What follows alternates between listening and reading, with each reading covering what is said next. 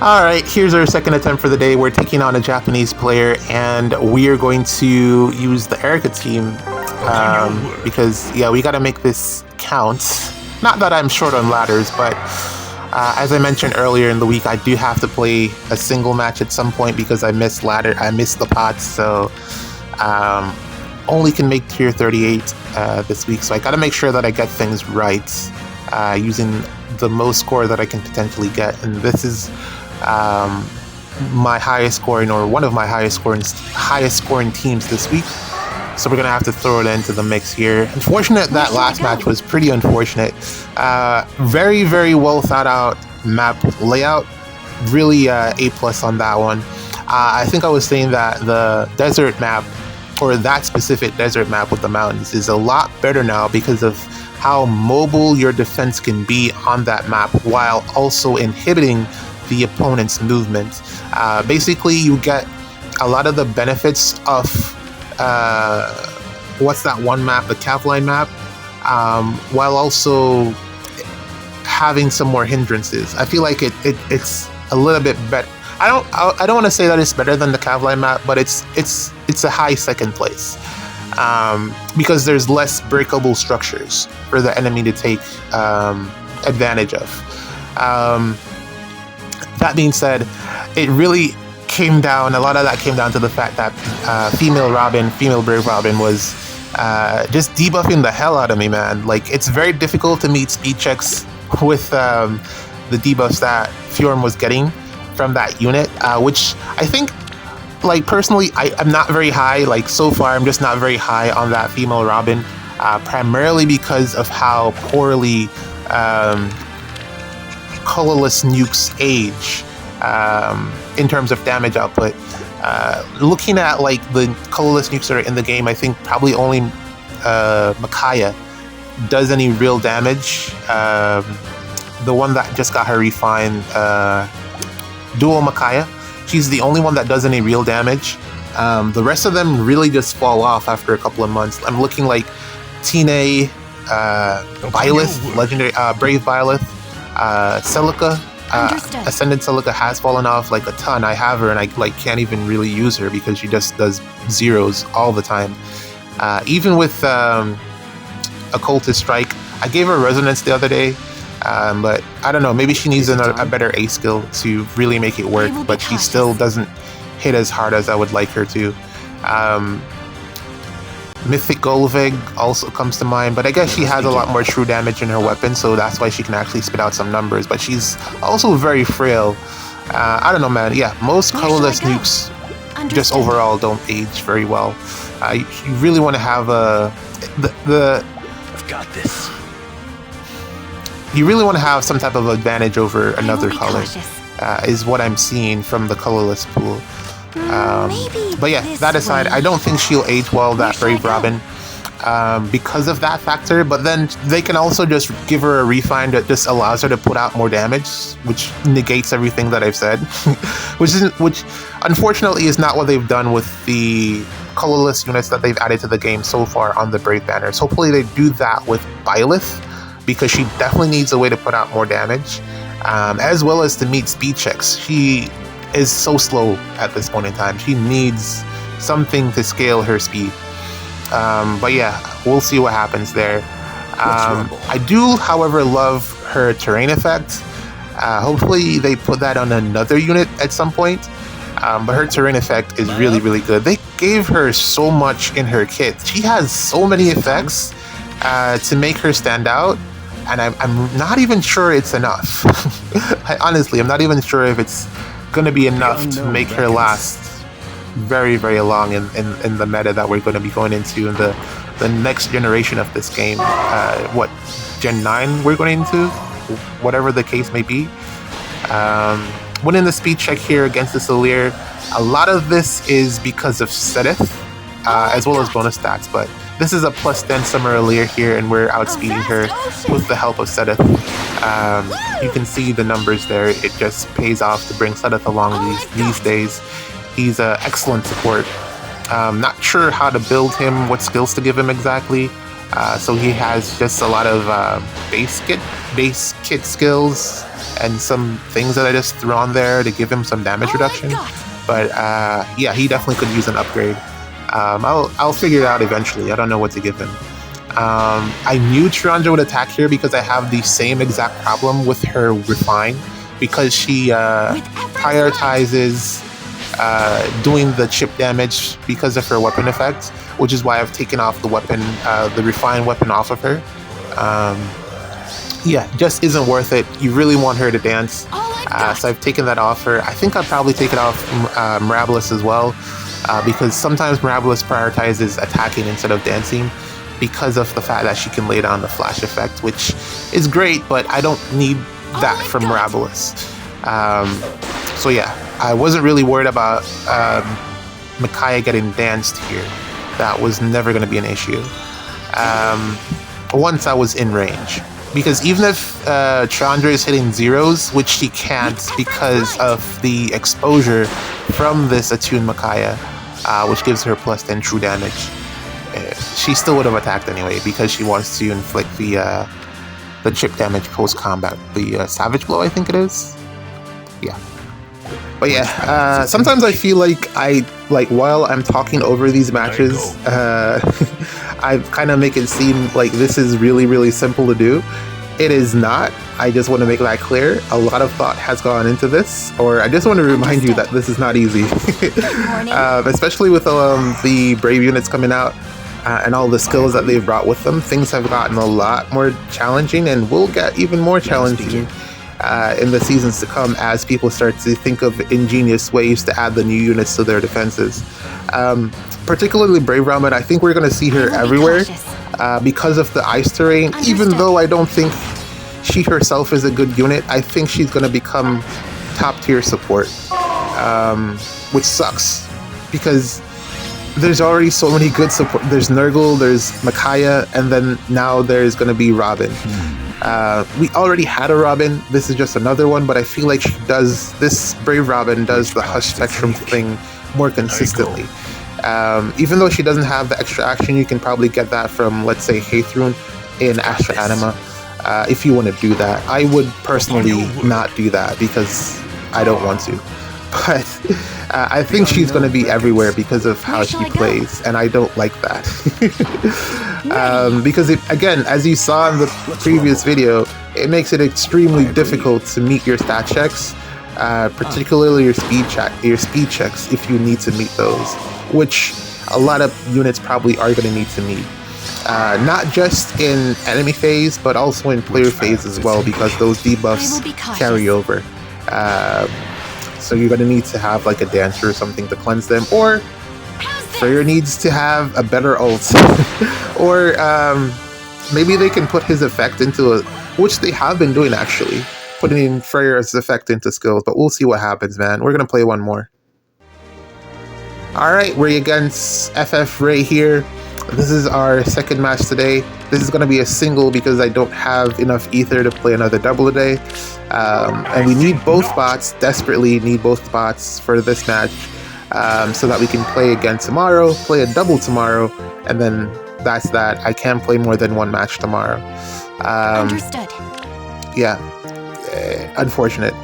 But it should be enough once I pick the right team for tomorrow's match, or depending on what happens on defense. But this is also a pretty decent map, man. These are not easy matchups. Even though I have a team here that's going to work very well against this, a lot of thought is going to have to go into this because, as well, Tina is here, and Tina is hell of annoying. She's so annoying. I guess you could have probably went in on this at range and try to take out Ike, or Leon, or Kvaser. You have options.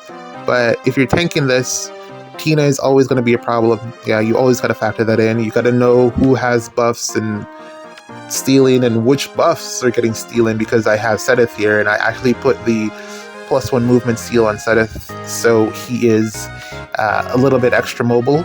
So I got to pay attention to that. That's also a build that you could probably give in Rain Snap or the new skill from Felix. personally, I try to avoid rain snap in Ether raids for this specific reason, because Tina is a bit annoying, especially in Dark Season where there's also Loki. That's one extra buff that's going to be stolen, or that can potentially lead to you losing all of your status effects. So yeah, I try to keep Rain Snap out of Ether raids. And then you could also give him, I said the one from Felix, but I really, really like Felix, so I doubt I'm going to be foddering Felix anytime soon. Those are going to be merges. If I ever do get an extra copy, he's probably going to be a merge project more than likely for me. A lot of people have gotten pretty lucky with their Felixes. I only got the one, unfortunately. Apparently he doesn't like me, apparently. But yeah, Felix, that Brave Felix is definitely going to be a merge project for me. I've got this. If I were to pick any one of the Brave units, it would be him and probably, I want to say, Robin, since I can't really do anything with her fodder. Yeah. Bernie has fodder that I can pass around. And you don't really need, I wouldn't recommend playing Bernie in that Vantage playstyle, even though you can. I really wouldn't recommend it. Yeah, there's that as well. So yeah, those are going to be my targets, Felix and Robin as merge projects. Even though I've been saying that I'm not very high on her, I'm still going to merge her because she's still a good unit in comparison to everything else in the game. Her Spectrum is very, very good. Let's just get that out there. Very, very good. You want that in pretty much 90% of your matchups. You're going to be wanting Hush Spectrum. I'd go as far to say 100% you want to get Hush Spectrum on the enemy. So yeah, there's that. I'm planning to get Ike into that little spot there in between all of those structures, so that he can bait out all of the range threats. Yeah, that's the plan. And that's about it. I haven't thought beyond there. We'll see what happens with the turn 2. And as I said, I need both of the pots, so we're gonna try to get that to work out somehow in my favor. Ike here has the Silica Ring and Fatal Smoke, which is an interesting addition. I haven't seen that before. Not quite sure how that'll pan out. We'll see. It's not a bad C skill. I really do like it on melee initiators because it does give that massive stat advantage. So we'll see how it works for Ike. Let's rumble. Yeah, I really like it on Dimitri, but unfortunately Dimitri's problem is that he misses kills, ironically enough, and he needs some type of unpierceable DR. Ooh, maybe I could give him, well no, he needs Prime. I was thinking of giving him Clash, but he actually needs the Prime skill for Distant Counter. Maybe I could swap out his C skill and just give him a regular Distant Counter and then run the XL. There's a thought. But then if the enemy doesn't move, he loses out so much value out of the XL skill. Yeah, he needs that Winter Dimitri needs some type of unpierceable DR. Probably it's going to be in the form of an emblem ring. Probably Roy. I think that might be what Roy did, if I'm remembering correctly. Yeah, well then if he gets the Roy, that's only from melee range. His biggest problem is Nurgle. And as well as Tina. Tina's here as well, but Nurgle is really his biggest threat. If there's a Nurgle, you just can't use Winter Dimitri, because unless you use Winter Dimitri to kill Nurgle, then you can make it work. But Nurgle is really his biggest problem. And also Flash. Null Counter Disrupt. He can't run that. Yo, IS is getting so cheeky with these unit builds and unit designs, because they're making units so that they are unable to use things like Null Counter Disrupt unless you remove the best part of a unit's kit. Like Dimitri, for instance, you can give him. Can Cavs run the Null Counter Disrupt seal? I don't know. I don't think so. No. Okay, let's subtract Dimitri. Who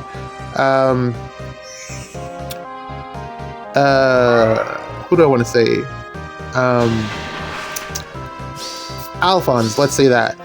Well, again, he's a Cav, so he can't get Null Counter Disrupt. But they built him specifically so that he'll never be able to. That's just a specific weakness that he'll always have, and that's an interesting thing that they did. Because they could have also just made him a Cav unit which would an infantry unit, which would have then allowed him to do that, get no counter disrupt.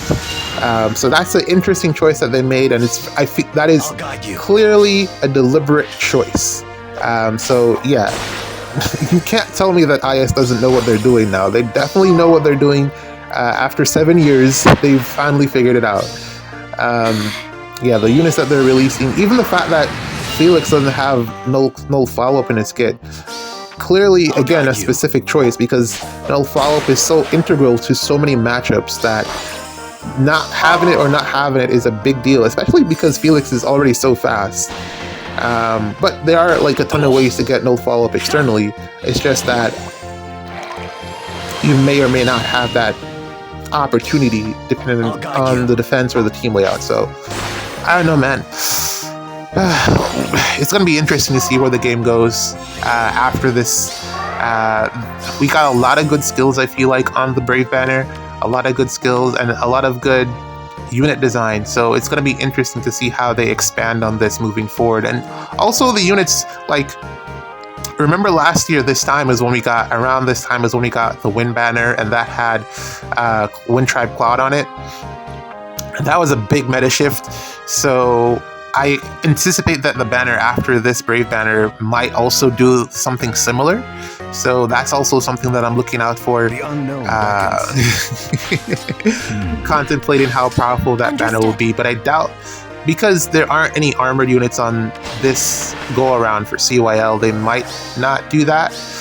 Maybe they go towards a different meta. I don't know what they're going to do, to be honest. I don't know where they'll bring the game, because I feel like what we got after we got someone that outsped in the form of Claude, and then they started to go down the route of just bringing out bulkier units, and now we're here with Ike and Heathrune and Jimbro, stuff like that. So I don't know how they'll do it this time around. We'll see.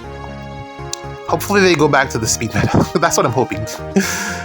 I'm still waiting for that Lugu's friend S skill for speed units. They definitely need something like that.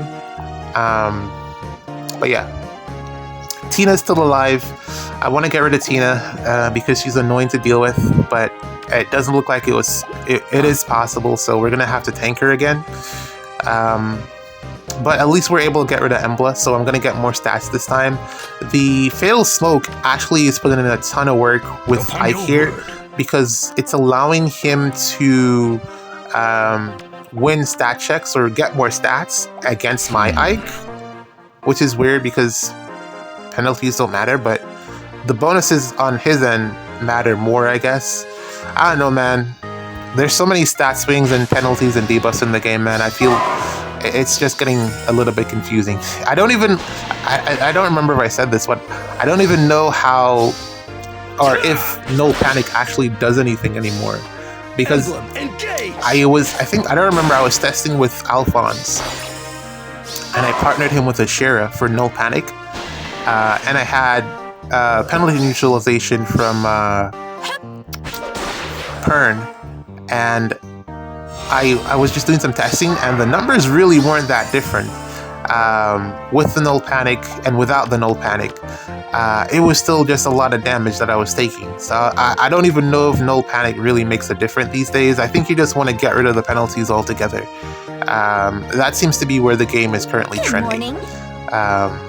Even though I think those units are going to be at a premium. I don't think they're going to give us a Freyr for offense just yet. Even though we have Micaiah, there's still only so much she can do. As I was saying previously in the other video earlier, they started to put that in skills. Penalty, or was that?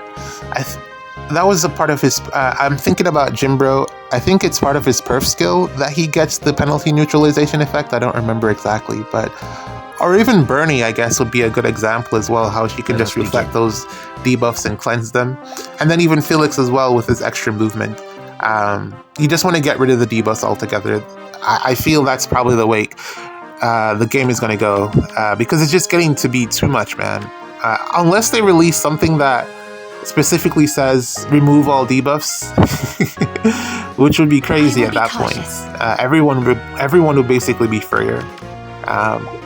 Also, that could potentially happen because Elamine is getting her refine within the next cycle, this cycle. So by next CYL, she should have already gotten her refine. So it could be possible that there's a skill that removes all penalties. So, there's that as well. We'll see.